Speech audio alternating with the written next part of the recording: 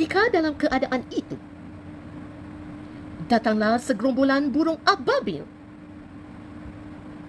apabila melintasi kawasan tentera tersebut. Burung-burung itu pun melontarkan batu-batu panas sehingga binasalah Abraha serta bala tenteranya. Marilah kita mengambil pengajaran di sebalik peristiwa bersejarah ini. Jika dilihat catatan Profesor Dr. Abdul Aziz dalam kitab Fiqh Sirah, katanya, peristiwa bergajah terjadi untuk mengangkat kedudukan orang-orang Quraisy di tengah-tengah kabilah Arab. Begitu juga kata Ibnul Hisham dalam kitab sirahnya.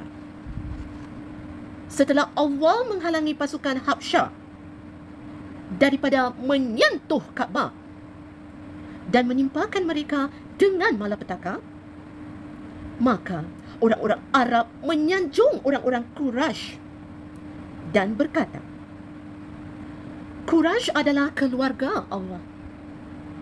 Dia telah berperang untuk mereka dan melindungi mereka daripada musuh-musuh mereka. Bagi Ibnul Qayyim, kejadian yang berlaku kepada tentera bergajah adalah pengantar kepada kelahiran seorang Nabi dan pengembalian jati diri Kaabah. Cuba renungkan, para tentera bergajah itu adalah orang beragama Nasrani dan memiliki kitab suci. Dan agama mereka pada dasarnya lebih baik daripada agama penduduk Mekah pada waktu itu. Kerana penduduk Mekah adalah penyembah berhala. Kemudian Allah memenangkan penduduk Mekah ke atas ahli kitab tanpa ada bantuan manusia. Semua itu untuk menjadi pengantar datangnya seorang Nabi SAW yang akan lahir di bumi Mekah dan sebagai penghormatan terhadap Baitul Haram. Dalam kisah ini, beberapa watak yang terlibat boleh diambil sebagai satu pengajaran kepada kita. Watak Abraha, seorang raja yang sombong dan angkuh dengan kekuasaan yang ada padanya serta tamak. Sifatnya yang tidak puas dengan apa yang dimiliki akhirnya menyebabkan dirinya binasa. Justru, jangan berasa bangga dengan kedudukan dan menyalahgunakan kuasa yang telah diberikan oleh Allah Subhanahu Wa Taala. Dia akan membalas sifat yang baik ini. Ingatlah, kekuasaan milik mutlaknya. Renungilah ayat ini. Katakanlah, wahai Tuhan yang mempunyai kerajaan, Engkau berikan kerajaan kepada orang yang Engkau kehendaki, dan Engkau cabut kerajaan daripada orang yang Engkau kehendaki. Engkau muliakan orang yang Engkau kehendaki, dan Engkau binakan orang yang Engkau kehendaki.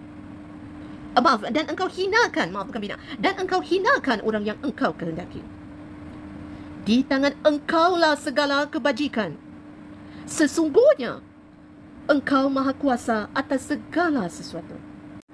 Surah Ali Imran ayat 26. Konsep tawakal telah ditunjukkan oleh Abdul Muttalib. Walaupun beliau seorang musyrik, ia sebagaimana ungkapannya, pemiliknya yang akan menjaganya. Kata-katanya itu penuh keyakinan bahawa Kaabah akan dilindungi oleh pemiliknya. Jika dilihat pada ungkapan Abdul Muttalib itu, ia mengandungi peringatan tegas kepada seorang lelaki beragama Nasrani bernama Abraha. Dia cuba mengingatkan bahawa Abraha bukan berperang dengan penduduk Mekah, sebaliknya memerangi Allah Subhanahu Wa Taala.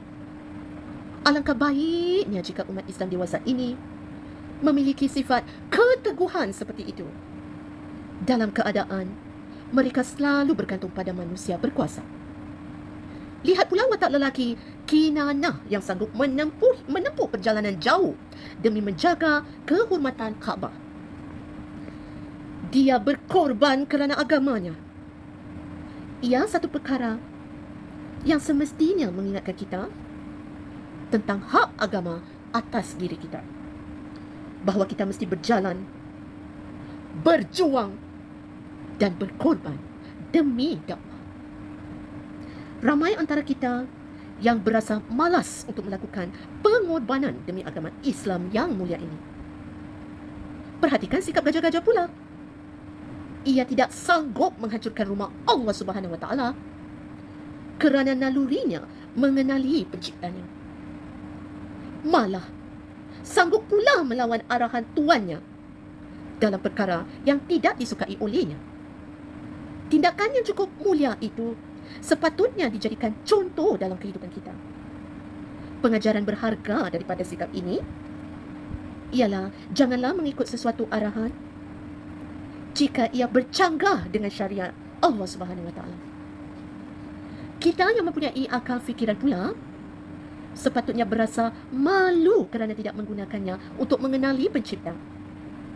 Sikap masyarakat Arab juga digambarkan dalam peristiwa berkaca.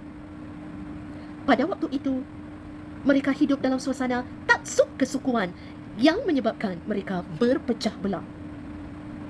Ini memudahkan Abraha dan bala tenteranya bergerak tanpa tentangan daripada mereka. Keadaan politik pada waktu itu juga memudahkan pergerakan Abraha. Jika dilihat, sesetengah kabilah Arab tunduk kepada Kaisar Iraq, kerajaan Romawi di Syam dan Emporium Yaman.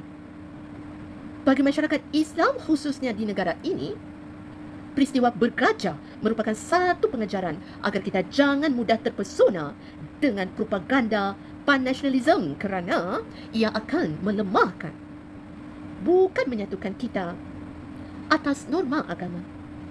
Justru berpeganglah pada agama dalam menyatukan hati umat Islam. Ingatlah, perpecahan membuatkan umat bertambah lemah. Belajarlah daripada sejarah, bukan sekadar membacanya untuk pengetahuan. Wahai saudara dan saudari se-Islam, kelebihan agama kita ini adalah pada kehebatan aturannya dalam kehidupan. Tiada lagi yang boleh dijadikan alasan, kerana manusia telah menyaksikan bagaimana Al-Quran dapat menjadi petunjuk kehidupan untuk kebahagiaan dunia dan akhirat. Sekian dan demikian yang dapat dan sempat kiranya untuk saya kongsikan bersama dengan anda. Kisah yang ditukil dari buku berikut ini. Dan insyaAllah sehingga kita bersua lagi di lain kesempatan mendatang. Terima kasih semua yang telah bersedia meluangkan masa dan semoga bermanfaat.